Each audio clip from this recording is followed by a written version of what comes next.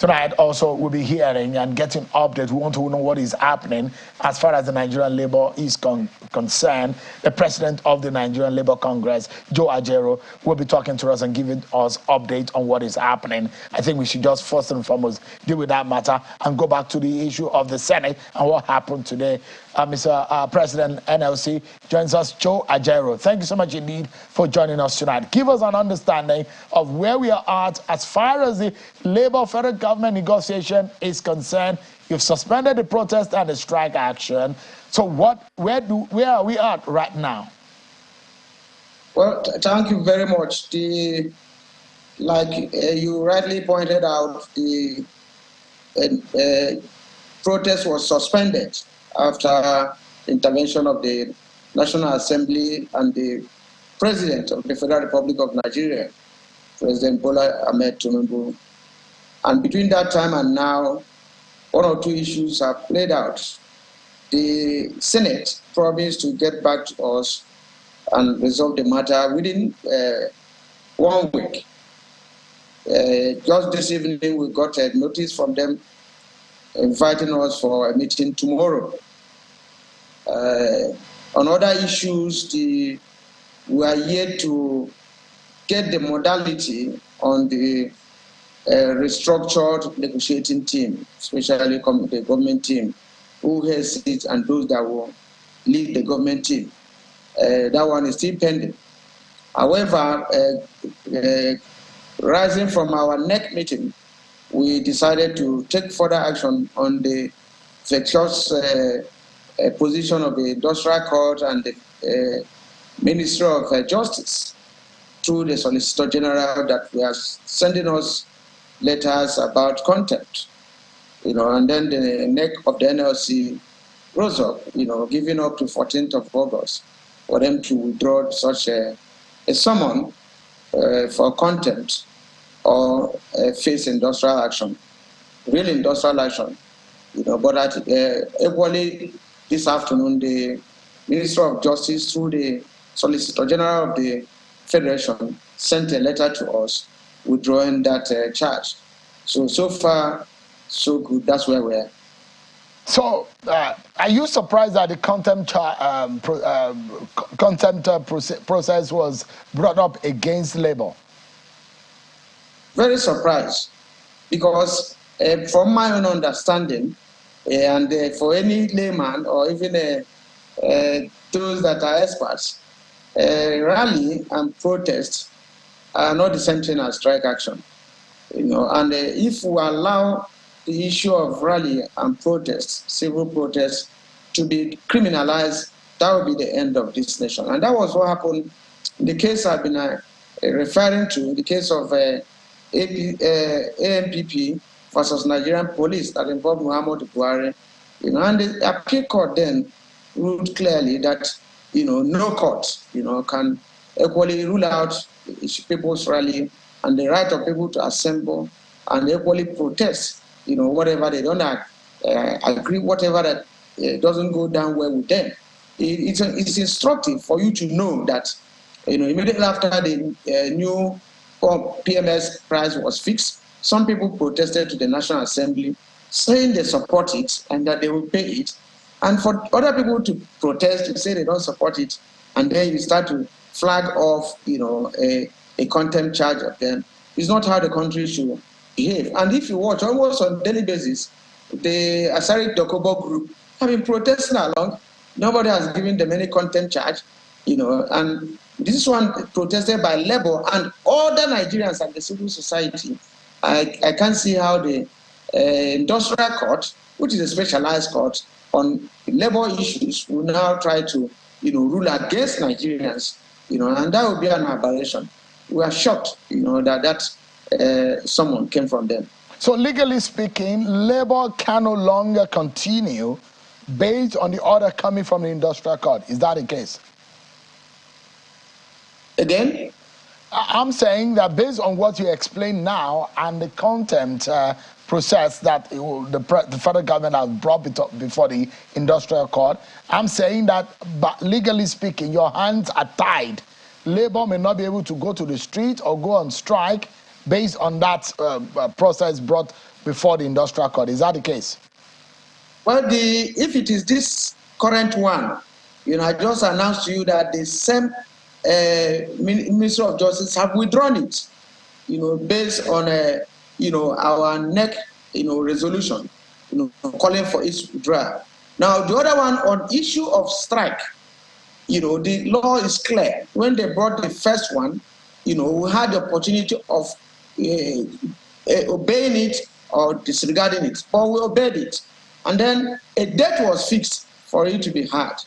And I think they avoided, hearing it. And if you look at it, when we talk of legally speaking, two parties were having issues.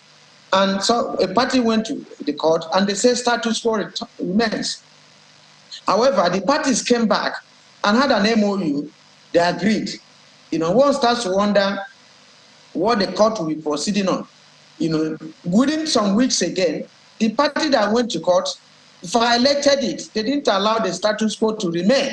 They went ahead and increased the price, the purpose for which the first action was intended, and then they went ahead, increased the price instead of remaining where they were as at the time the court met.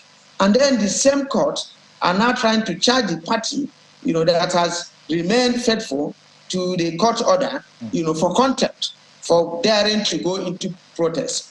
And I want any Nigerian to tell me that rally, is not allowed either for labor union or any Nigerian, in line with the Constitution of the Federal Republic of Nigeria.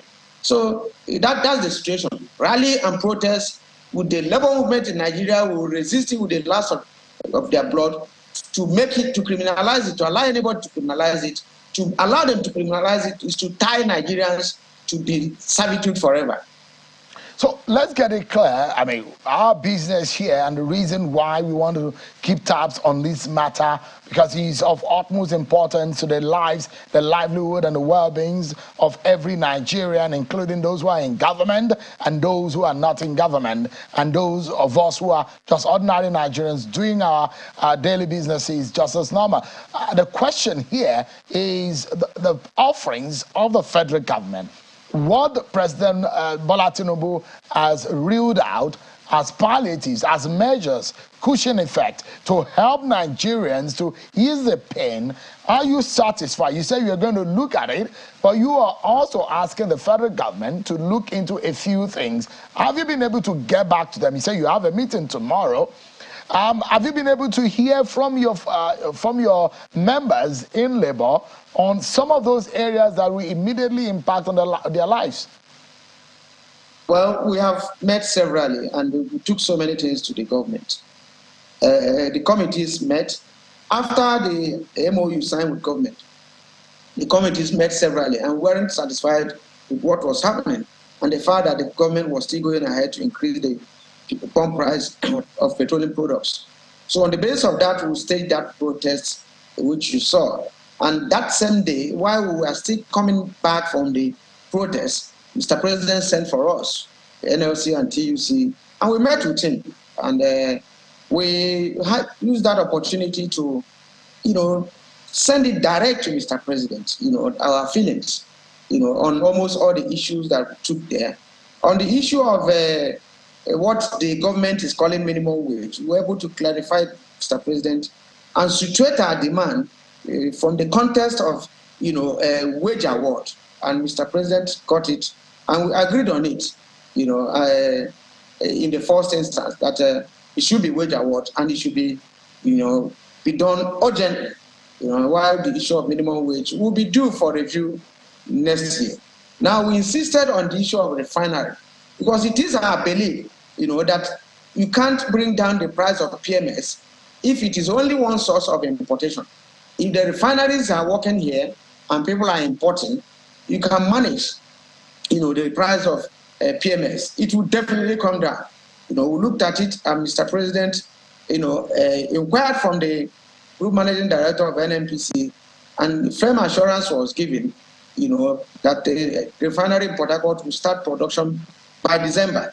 And we move further on the CNG, and then we try to firm it up. Mr. President equally, agreed, unlike what was happening before, that they were going to roll out measures, even the issue of buses to start work immediately while that of CNG is concluded. So with CNG, option on ground, with the plan for the refinery to start working, I think we're a bit, comfortable as it affects that. And there are some other issues. We talked to Mr. President about, the size of his cabinet, in that brief meeting, and that they find that when you finish appointing ministers, the ministers will appoint SAs, and the SAs will appoint SAs to SAs ministers, and it's going to be large. Mr. President said, well, that we from Labour, we should look at it from the point of job creation. He was clear about that many people are getting employment, and that we should not see it as overbloated. Though we don't agree with that, but that was his response. And other measures, to cushion the effect of the increase. Mr. Ajero, were you able to tell the president that they needed to cut cost of governance? They needed to tighten their own belt on the other side of the Gulf, and this other side when they're asking Nigerians to tighten their belt? That was what led to this question, of cost of governance, and then he took it from the point of employment, and then that if this number of people are being engaged, and that is employment. He took his own case, for example. He told us that, if you come to his fleet, a fleet of cars, that it was large, and he made efforts to reduce it, and he was told that it was security issue. He equally went further to say that even his own private jet, he preferred to use his own private jet, and they told him no, the security issue, he must use the government jet. And he went further to say even himself that he's using only 2-bedroom flats, so that he is trying as much as possible to tighten his belt, and that he will talk to the people, working with him. So I don't know, what that means. All right. So, Mr. Ajero, finally, with you tonight is we would like to know, and speaking on behalf of the Nigerian people, we are their mouthpiece. We are the one bridging the gap between the Nigerian people and government, and we are asking tonight, and we want to know how you are going to be able to follow up on what the government says it will do, because not only saying it, executing it, because after all this is said and everyone goes to their businesses, how are we sure? Are you putting in place a measure in such a way that government will be able to keep to his word for every item? Do you have a committee to monitor, a monitoring scheme or system to ensure that they follow through to what they said? Well, we are going to do our job as labor unions, and we will not be tired. We are not going to equally be policemen, but every agreement reached into, we must respect and we expect government to respect the sanctity of such agreement. If we agree on certain timelines, we'll keep to it, God's willing. All right. And that we're going to do any other thing than to do this, and I think that if both parties, believe in this, we'll surely arrive at a meaningful conclusion. All right. I hope you do, because it's probably going to be in the interest of Nigerians. But this, I'd like to ask you, if things does not go the way of things, these things do not go the way you want, on Wednesday when you are going to meet, tomorrow I guess, you're going to meet them, what will be your final result? Well, always our own has been dialogue first. But when they fail, we'll go back to our constituency and report back to them. Whatever mandate they give us, whatever the mandate they come out with, whatever action they decide, on, we stand by it. So that's it. Thank you, Joe. Joe Ajero, President of the Nigerian Labour Congress. Thank you so much indeed for your time. We're putting these in the front burner. Small things are more shouting, grabbing the headlines, but then we need to focus on what exactly affects the Nigerian people, and that's why we're keeping these in the front burner and keeping it right in the faces and in the consciousness of every Nigerian, so that government will be alive to its responsibilities to the Nigerian people, and we keep tabs on what is happening. We will not let these go until we ensure that the right things are done. Thank you so much indeed, Joe Ajero, for joining us tonight.